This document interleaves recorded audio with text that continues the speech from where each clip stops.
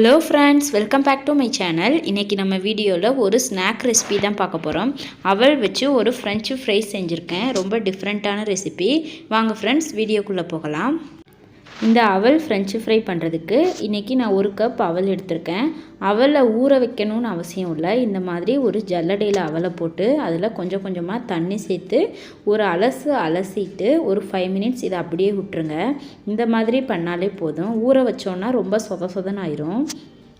5 minutes கழித்து நல்லாவே நம்ம அவல் சூப்பராக சாஃப்டாக ஊறி இருக்கும். இதை ஒரு பவுலுக்கு மாற்றிக்கலாம். இந்த அவலை ஒரு பவுலுக்கு மாற்றிட்டு இதை கை வச்சு நல்லா மசிச்சு விட்டுக்கோங்க. மிக்சிலலாம் கிரைண்ட் பண்ணணும்னு அவசியம் இல்லை. கையில் மசிச்சு விட்டாலே போதும். ஒரு நிமிஷம் மசித்தாலே இந்த மாதிரி நல்லா மசிஞ்சு வந்துடும்.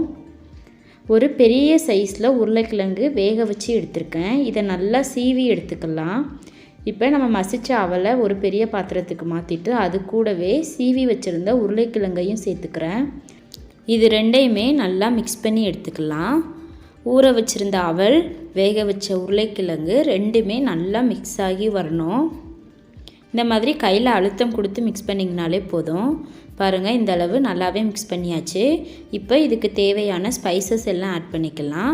ஒரு 1/2 ஸ்பூன் அளவுக்கு உப்பு, Kashmiri red chilli powder 1/2 spoon, ஜீரக பவுடர் 1/2 ஸ்பூன் சேர்த்துக்கிறேன். உருளைக்கிழங்கு சேர்த்து செய்கிற எல்லாத்துக்குமே ஜீரகத்தூள் சேர்த்துக்கோங்க. ஒரு 1/2 ஸ்பூன் ஜிஞ்சர் கார்லிக் பேஸ்ட்டு, கரம் மசாலாலாம் எதுவுமே சேர்க்கலை, ஜிஞ்சர் கார்லிக் பேஸ்ட்டு தான். ஒரு 3 ஸ்பூன் அளவுக்கு பிரெட் க்ரம்ஸ் சேர்த்துக்கிறேன். 2 ஸ்பூன் அளவுக்கு கார்ன்ஃப்ளவர் மாவு சேர்த்துக்கோங்க. நம்ம சேர்த்துருக்கிற மசாலா எல்லாமே உருளைக்கிழங்கு அவல் கூட மிக்ஸ் பண்ணி விட்டுக்கலாம். தண்ணிலாம் கொஞ்சம் கூட சேர்க்க வேண்டாம். இந்த மாதிரி பிரெட் க்ரம்ஸு, கார்ன்ஃப்ளவர் மாவுலாம் நம்ம சேர்த்து செய்கிறதுனால இந்த ஃப்ரெஞ்சு ஃப்ரை கொஞ்சம் கூட எண்ணெய் குடிக்காமல் வரும். சுத்தமாக எண்ணெயே குடிக்காது. ரொம்ப ஈஸியான ஹெல்த்தியான ஈவினிங் டைம் ஸ்நாக்கு. இப்போ கையில் லைட்டாக தண்ணி தொட்டுட்டு இந்த மாதிரி உருண்டையாக உருட்டி எடுத்துக்கோங்க. நம்ம எந்த ஷேப்பில் வேணாலும் செய்யலாம். நம்ம ஃப்ரெஞ்சு ஃப்ரைஸுங்கிறதுனால ஒரு விரல் நீளத்துக்கு இந்த மாதிரி நான் உருட்டிக்கிறேன். இப்போ நம்ம எடுத்து வச்சுக்கிற மாவு எல்லாத்தையும் இந்த மாதிரி உருட்டி வச்சுக்கிட்டேன். இதை மாதிரி செஞ்சு ஃப்ரிட்ஜில் கூட ஸ்டோர் பண்ணி வச்சுட்டு குழந்தைகளுக்கு ஈவினிங் டைமில் செஞ்சு கொடுக்கலாம். இப்போ எண்ணெய் நல்லா சூடாயிடுச்சு. இதில் ஒவ்வொன்றா போட்டு பொரிச்சு எடுத்துக்கலாம். கொஞ்சம் தள்ளி இடம் விட்டே போடுங்க, இல்லைன்னா எல்லாமே ஒன்றோட ஒன்று ஒட்டிக்கும். கொஞ்சம் கூட பிரிஞ்சும் வராது, எண்ணெயுமே குடிக்காது.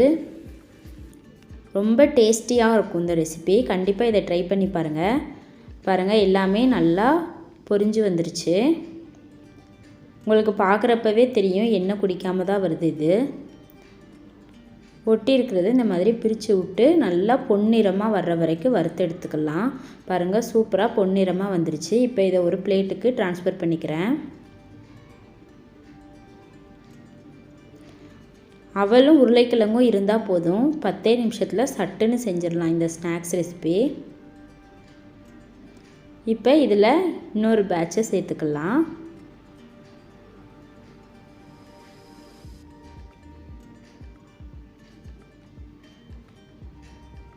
நான் அடுத்த பேட்சும் ஒவ்வொன்றா சேர்த்துக்கிறேன். சேர்த்து ஒரு 2 நிமிஷம் விட்டாலே போதும். நல்லா பொன்னிறமாக பொரிஞ்சு வந்துடும். இதை மாதிரி நம்ம எடுத்து வச்சுருக்கிற எல்லாத்தையுமே நான் பொரித்து எடுத்துக்கிட்டேன். பார்க்குறதுக்கே நல்லா ஃப்ரெஞ்சு ஃப்ரைஸ் மாதிரி எவ்வளோ சூப்பராக இருக்குன்னு பாருங்கள். இது மேலே நல்லா கிறிஸ்பியாகவும் உள்ளே சாஃப்டாகவும் இருக்கும். பாருங்கள் எவ்வளோ யம்மியாக இருக்குன்னு. இதை நான் டொமேட்டோ சாஸ் கூட பரிமாற போகிறேன். கண்டிப்பாக நீங்களும் உங்கள் வீட்டில் இந்த அவல் ஃப்ரெஞ்சு ஃப்ரை ரெசிபி ட்ரை பண்ணி பாருங்கள் ஃப்ரெண்ட்ஸ்.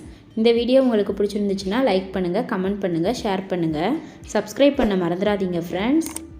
அப்படியே பக்கத்தில் இருக்கிற பெல் பட்டனையும் கிளிக் பண்ணுங்கள். அப்போ தான் நான் போடுற வீடியோ உடனுக்குடனேயே உங்களுக்கு வந்து சேரும். தேங்க்யூ.